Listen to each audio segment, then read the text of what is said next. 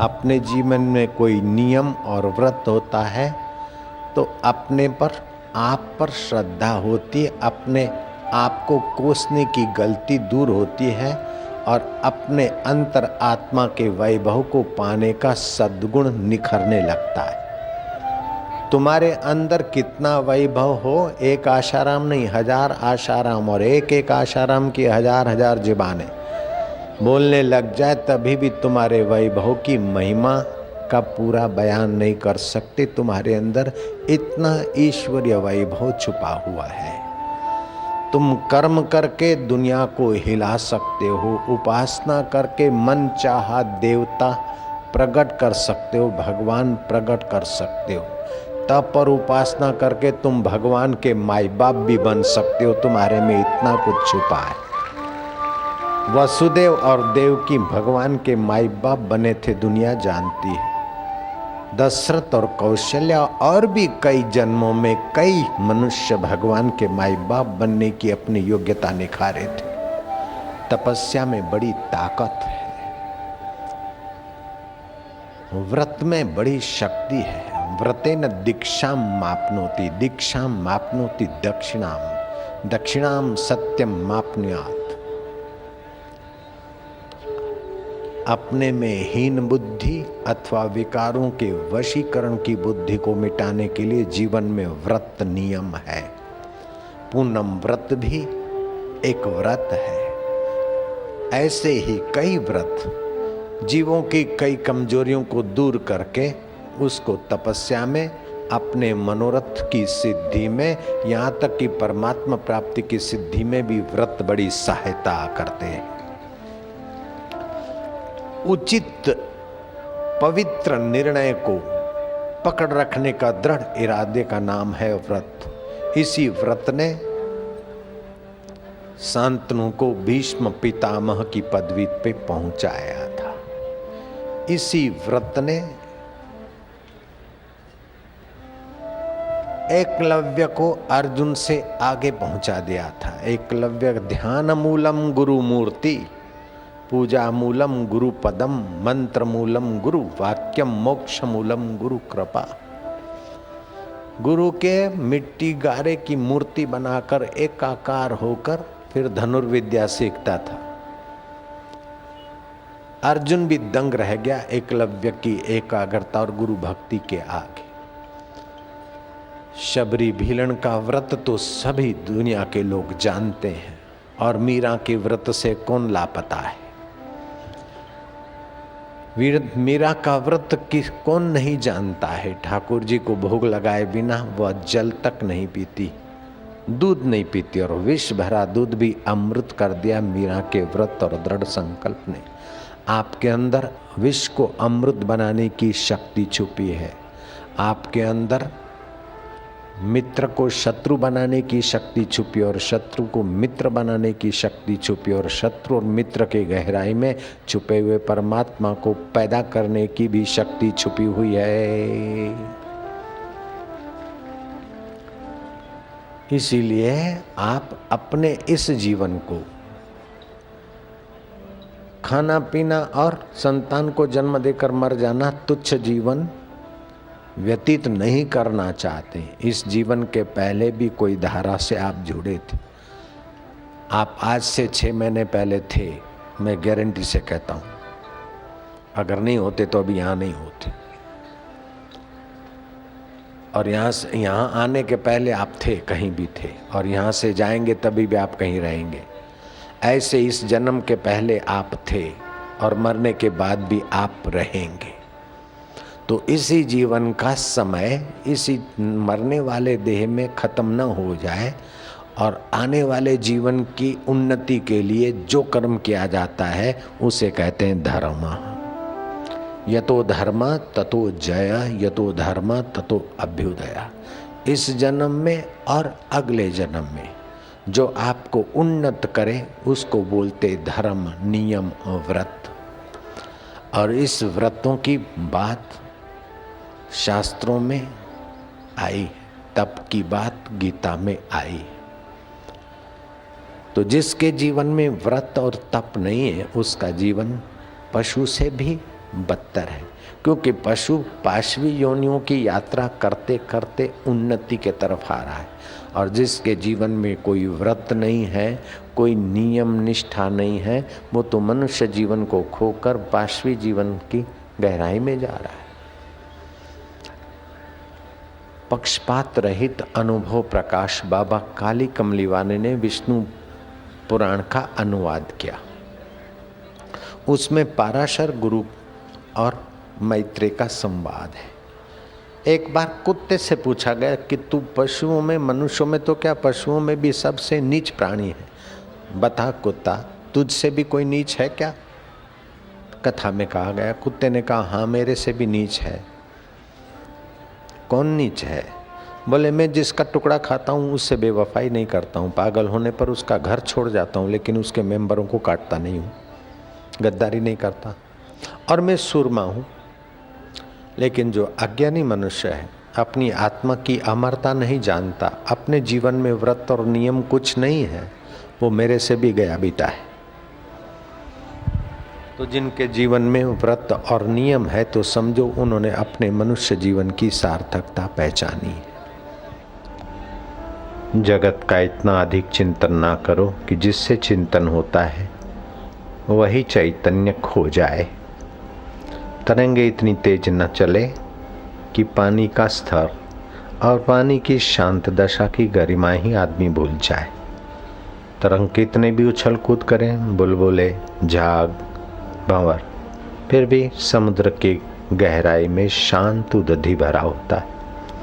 ऐसे तुम्हारा मन, मति और इंद्रियां कितनी भी उछल कूद करे, लेकिन गहराई में धर्म का अधिष्ठान, सच्चिदानंद धर्म का प्रसाद पाने की रीत बनाने वाला वो परम तत्व मौजूद रहता है।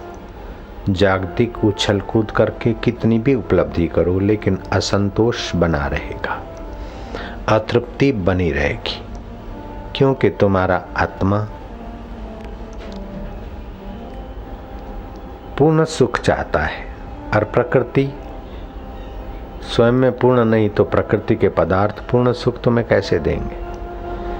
कितना भी सत्ताधीश है फिर भी सुख के लिए उसको ललक बनी रहती है, अधिक सत्ता, अधिक कुछ सुख। कितना भी ऐश्वर्यवान हो फिर भी अधिक ऐश्वर्य, अधिक सुविधा, अधिकता की ललक बनी रहती। पूरा प्रभु आराध्य है, पूरा जाका नाम, नानक पूरा पाइए पूरे के गुणगान। तो धर्म आपके जीवन में, दर्शन आपके जीवन में पूर्णता का प्रसाद प्रकट करना चाहता है। गीता आपके जीवन में जीते जी पूर्ण के प्रसाद को प्रकट करना चाहती है। धर्म साधना में वह व्यक्ति लगता है जो जानबूझकर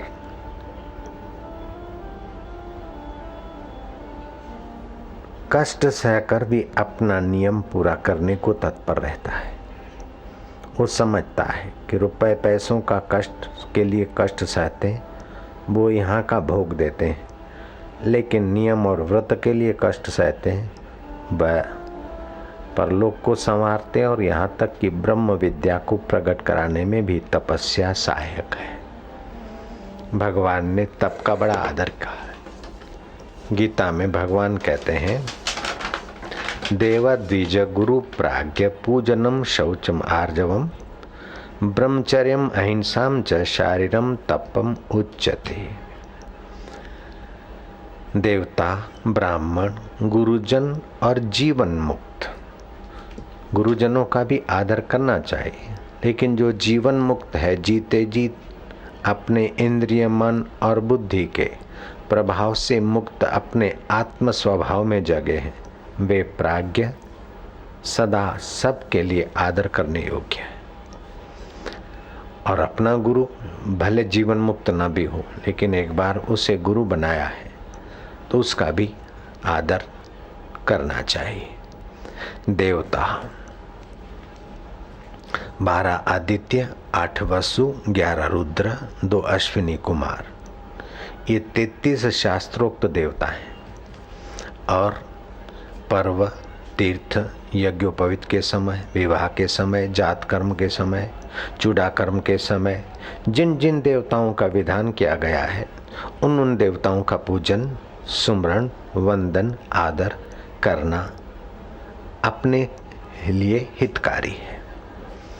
प्राज्ञ अर्थात आध्यात्मिक दृष्टि से वो सदा आदरणीय होता है, जीवन मुक्त। अपने जीवन में आर्जव है, अक्कड़ ना हो, सरलता हो। भगवान 17वें अध्याय के 14वें श्लोक में कहते हैं, देव द्विज गुरु प्राज्ञ पूजनम शौचम आर्जवम ब्रह्मचर्यम अहिंसाम च शरीरम तपम उच्यते। देवता गुरु प्राज्ञ का पूजन, आदर। जो प्राज्ञ का पूजन आदर क्या होगा कि प्राज्ञ पुरुष के वचन सुनकर उनका अमल करने की कोशिश और उनके प्रति हृदय में आदर बुद्धि करना, उसी से उनका पूजन मान लेना चाहिए। एक एक व्यक्ति प्राज्ञ पुरुष का पूजन करने आएगा तो क्या हाल होगा। इसलिए प्राज्ञ पुरुष का तो मानसिक बौद्धिक आदर और उनके वचनों का आदर, उनका पूजन मान लेना चाहिए। अनुद्वेग करम वाक्यम सत्यम प्रियम हितम चयत स्वाध्याय अभ्यासनम चैव वांगमयम तपम उच्यते। शारीरिक तप बताया, देवता गुरु प्राज्ञ का पूजन, शरीर को मिट्टी, जल, मुल्तानी मिट्टी आदि से पवित्र रखना, ब्रह्मचर्य का पालन करना, अहिंसा अर्थात अपने शरीर के द्वारा किसी का अहित ना हो, किसी को पीड़ा ना हो। ये शारीरिक तप कहा 17वें अध्याय के 14वें श्लोक में। गीता दर्शन ग्रंथ है, कर्म का दर्शन। गीता में प्रज्ञा का बड़ा आदर है, ऐसा और कहीं भी नहीं मिलेगा। प्रज्ञा अपराधो मूलम सर्वदोषाणाम सर्वदुखाणाम सर्वरोगाणाम। बुद्धि की कमजोरी से ही सारे दुख, रोग और कष्ट जीव को भोगने पड़ते। प्रज्ञा को दिव्य बनाओ। प्राज्ञ पुरुषों के दर्शन, सत्संग, आदर से प्रज्ञा दिव्य बनाने में बड़ी सुविधा होती। शारीरिक तप के बाद भगवान कहते हैं वाचिक तप, अनुद्वेग कर्म वाक्यम। आपके वचन कैसे हो? उद्वेग करने वाले, तू तड़ाके के वचन ना हो, सत्य हो, प्रिय हो, हितकारक हो। प्रिय तो सेल्समैन भी बोल देता और ठग भी भाषा प्रिय बोल देगा, लेकिन हितकारक हो और सत्य हो। केवल प्रिय नहीं, प्रिय, हितकारक और सत्य हो। कभी कभी माँ के वचन अप्रिय लगेंगे, हितकारी के वचन अप्रिय लगेंगे, असत्य भी लगेंगे, लेकिन हितकर्ता की प्रधानता है। जैसे माँ कहती है दवा पी ले, मीठी है कड़वी। माँ कहती पिता के नहीं पिता, नहीं तो डंडा मारती हूँ, बेवकूफ, कमीना, फलाना, डींगना। तो वे कभी कठोर भी होते हैं, लेकिन हित की प्रधानता है तो माँ को कठोर वचन और कभी कभी अतिशयोक्ति वचन बोलने का पाप नहीं लगता। उद्वेग न करने वाला, सत्य, प्रिय और हितकर वचन होना चाहिए तथा स्वाध्याय और अभ्यास करना चाहिए। मैंने तो पुस्तक पढ़ ली नहीं, बार बार उसका मनन करें। मैंने सत्संग सुन लिया नहीं, जैसे रोज खाते हैं, रोज नहाते हैं, रोज झाड़ू बुहारी करते हैं। देह का संस्कार स्नान करना है, घर का संस्कार झाड़ू बुहारी, ऐसे अपने अंतःकरण का संस्कार है स्वाध्याय, जप आदि। यह वाणी संबंधी तप कहा जाता है। हिंसा, डाह, द्वेष, वैर न करना, अपितु प्रेम, दया, क्षमा और उदारता ये अपना मंगल करने वाला व्यवहार है। आपका ये जीवन सब कुछ नहीं है। इस जीवन के पहले आप थे और इस जीवन के बाद भी आप रहेंगे। ऐसी समझ जिनके जीवन में है वे इस जीवन को धर्ममय जीवन बनाए बिना नहीं रहेंगे, क्योंकि पूर्व का व्यवहार, चरित्र, कर्म, वर्तमान का जीवन और सुविधा असुविधा दुख सुख है। अभी की समझ कर्म भविष्य का निर्माण करेगी। इसीलिए अपना जीवन उन्नत करने के लिए अपने जीवन में शास्त्र वचन, प्राज्ञ वचन, देव कृपा, गुरु कृपा और अपने आप की कृपा अवश्य चाहिए। और ईश्वर कृपा तो अनावरत है। जैसे सूर्य की किरण तो अनावृत है, लेकिन किसान अपने पर कृपा किए बिना सूर्य के किरण और बादलों की कृपा का फायदा नहीं ले सकता, धरती के गुणों का फायदा नहीं ले सकता। तो भूदेवी की कृपा, सूर्य की कृपा और मेघ की कृपा हो, किसान अपने आप पर कृपा न करे, ऋतु के अनुसार बुआई न करे, तो वो फायदा नहीं उठा सकता। ऐसे ही वक्त के अनुसार आप अपने इस तन का शारीरिक तप, वाचिक तप और मानसिक तप करके फायदा नहीं उठाए तो शास्त्र कृपा, गुरु कृपा अनावृत होते हुए भी आप वंचित रह जाते। मन एव मनुष्याणाम कारणम बंध मोक्षयो। आपका मन जब संसार के चटक भटक में और स्वाद में और इसी जीवन को सब कुछ मानकर मजा लेने में लगता है तो आप अपने आप के शत्रु हो जाते।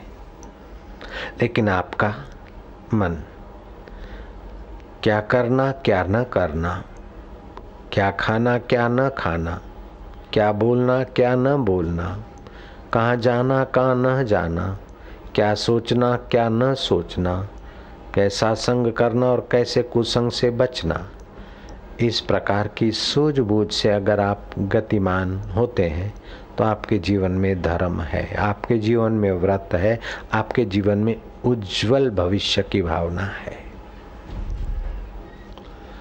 देव द्विज गुरु प्राज्ञ पूजनम शौचम आर्जवम। इनके पूजन से आपकी मति गति में उन्नत विचार, उन्नत कर्म होते हैं। ये शारीरिक तप है। वाचिक तप है अनुद्वेग कर्म वाक्यम सत्यम प्रियम हितम चयत। उद्वेग न करने वाले वचन, सत्य प्रिय हितकर हो और स्वाध्याय सत्शास्त्रों का अध्ययन अभ्यास हो।